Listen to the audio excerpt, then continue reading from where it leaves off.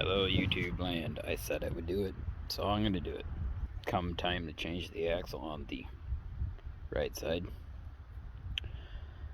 So, I'm going to change the axle on the right side. Now, kind of had some unfortunate events, and my tools, well, let's just say they up and walked away. So, I've been slowly replacing them. Fortunately, I don't have the air compressor, I don't have the air tools. So we're gonna do this Mexican style. That's manual. What you will need to change the axle on a 2016 Crosstrek, or you know, that first generation of Crosstrek, is jack, preferably a jack stand, but I have an extension, so that's not gonna fall down on the ground if the seal goes bad in the jack. You will need a 19mm socket for the lug nuts. You will need a breaker bar. You will need a torque wrench. I also have a long handled ratcheting wrench. You will need a 19mm, sorry, not a 19mm, a 10mm socket, a 19mm wrench as well, a 32mm socket for the axle nut, a new axle, got this courtesy of Napa, replacing the O'Reilly's axle in there, that is shit, 7590 diff loop, because it has been changed, but the seal on the left side is leaking, so we're gonna have to top it back off. I also have a brand new right hand seal and a brand new left hand seal, and we're gonna replace those as well. Alright, next I'm gonna check up the car. We're gonna make sure we're under the pinch weld here. I also recommend that you can get a jack pad too, so you don't really mess up your pinch weld, but you know, I'll be alright.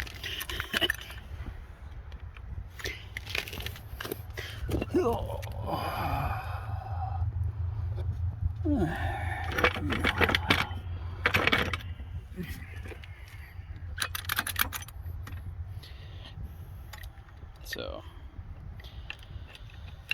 jack it up, and really what I'm going to do is I'm going to knock the center cap out and then put the wheel back on, and then lower the car a little bit. The reason why I'm doing this is I'm doing it without an air impact, and I want to alleviate as much stress as possible on the transmission. So by putting the wheel back on, get the center cap out, I can break the axle nut loose. Really what happens, because you're using a breaker bar versus an impact gun, is you're actually applying a lot more torque to the axle, and thus the transmission and the parking paw.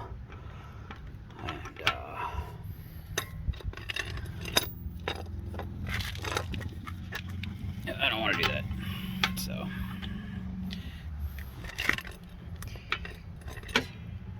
let me get this wheel off here. Alright, so here's the setup. Got 3 lug nuts back on, a little bit of weight back on the ground, and then 32mm deep right in there. Don't worry about straightening that out. It doesn't really do much with what we're going to be doing to it. And then we're going to back this off, and then I'll take the wheel back off. Alright, at this point I got the wheel off, back off I should say, and we're going to proceed just to take the nut off.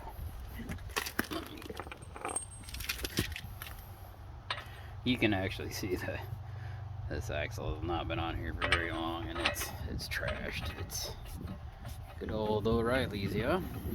It's the cheapest axle they have. No warranty. But in the midst of COVID, I had 2 bad front axles, and they are the only ones that had axles for this car. Subaru didn't have axles either. Traction, they had one in the area, but they wanted $400 for it. Oh, thank you. So, my next step is I've seen people take the caliper off. Don't know why. You don't need to. I've seen another guy take the brake line off from the caliper. Again, don't know why. You don't need to. Your next step is going to be taking this 12mm bolt out, and that's going to give you more than enough slack in that brake line, and then loosening up and removing the ABS wheel speed sensor, which is 10mm bolt there as well. And then we're going to remove the lower strut bolt, and then the camber bolt as well. My advice is to mark it on the back where it was, that way you get it back in where it was previously set, so your camber's not going to move. Also, while you're in here, inspect the other suspension parts. So I'm going to end up needing a lower control arm here soon. It's a good tear in the bushing. It doesn't go all the way through, but I will plan on replacing the lower control arm, which is nice to know. Other things that you're going to want to look at just while you're in here, see if the strut's not leaking. Oh, their goodness. So we're going to remove these two. We already have this out. That'll allow us to tip the knuckle forward and push the axle out of the knuckle that direction. And then we're going to come over here, and it's C-clipped or spring clipped or tension clipped, whatever the heck it is, into the transmission and the differential. You just got to give it a couple of quick jerks and it'll come right out. And then I'm going to pull the seal and replace the seal. Subaru has the seals, and they are different sizes, the right side versus the left side, so you're going to have to pay attention to that one as well. And then I've also noticed that I'm missing a inner fender liner clip right there as well. So I think I have a couple of them in the car, and I'll replace that. Well, unfortunately I wasn't able just to pull the axle out. It came out of the tulip end because it's so worn out. So you can get a pry bar or a screwdriver in between the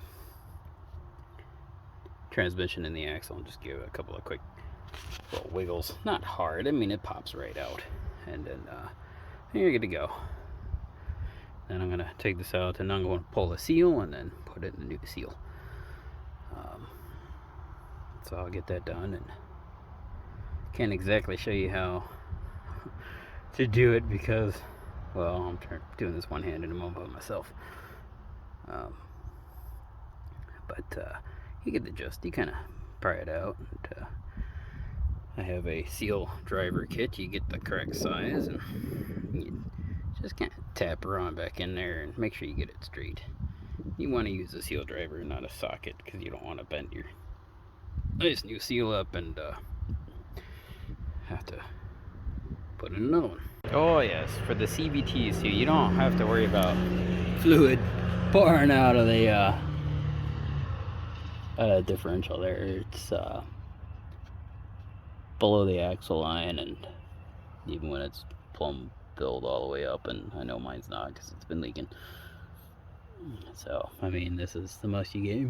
Maybe a drip, but now you don't have to worry about it. I will pull this apart and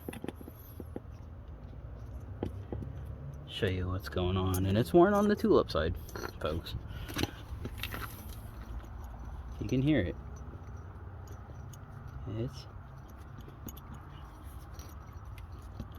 It's rattling there, and it's way loose. So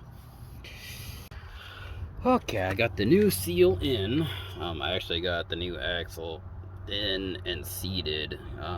Just a quick tip here: don't force it. Just feed it in through the seal, nice and easy. Give it a little twist and a tweak so the splines line up, and you'll feel them engage. And then just give it a quick pop in, and you'll feel it pop in.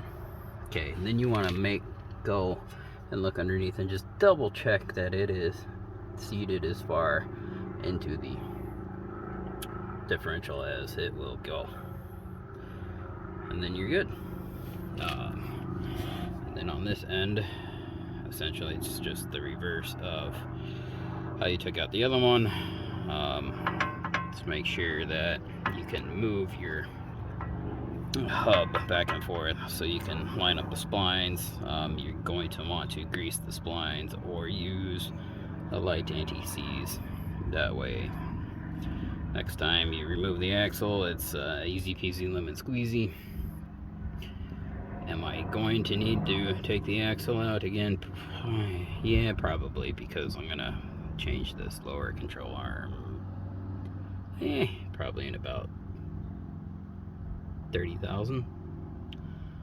Change that lower control arm.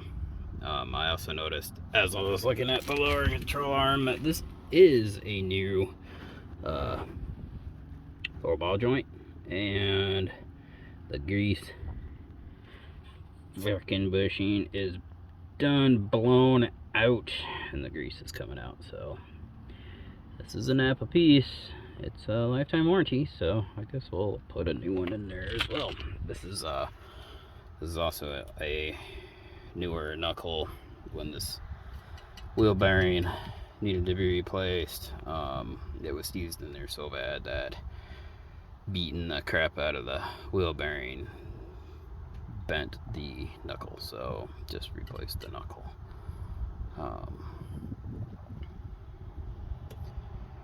So I'll put this back together. Quick tip too, when you're putting this back together: camber bolt on the top. That's the one that has that oblong, or what do they call it, hub-centric or up-centric shape to it. That one goes on the top. The washer goes on the top one as well. And then get it down about this far, and then put the bottom one in. See how we're not lined up there? All you have to do, push on the strut, and voila. Yes.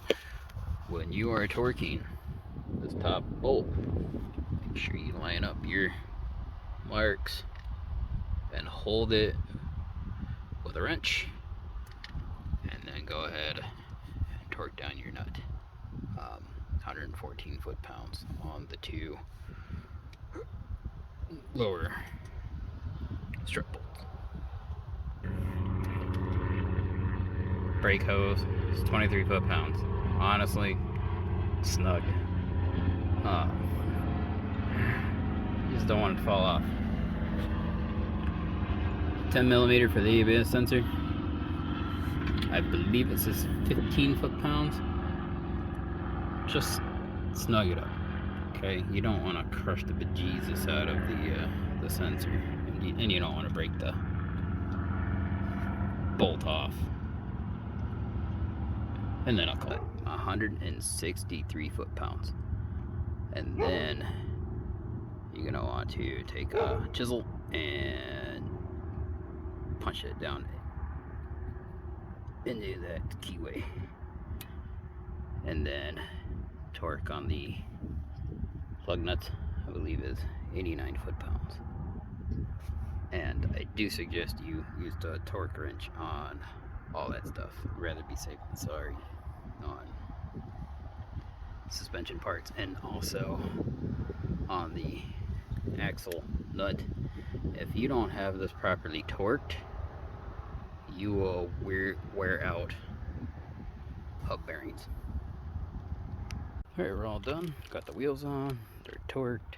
Only thing that's left is to drive it and see if the driveline vibration's gone. I'm also going to cut that joint open and show you where it wore out. I don't know if you can pick this up on camera or not, but if you look in there, you can see shards of metal. And this edge right here is razor sharp. I mean, razor sharp. And so I can actually see a good chunk of metal right there too. So you can see how loose that guy is. So what happens is this, when it's under load, twists and gets stuck in the tulip. And then when you come to a stop where you coast, it goes back the other way, and then it pops back and forth. No good, especially with how loose this is. I mean, I'm afraid I'm gonna cut myself on this thing, but you know, grease ain't good for everything. Materials are really where it counts, and the materials this is made out of, they don't like each other.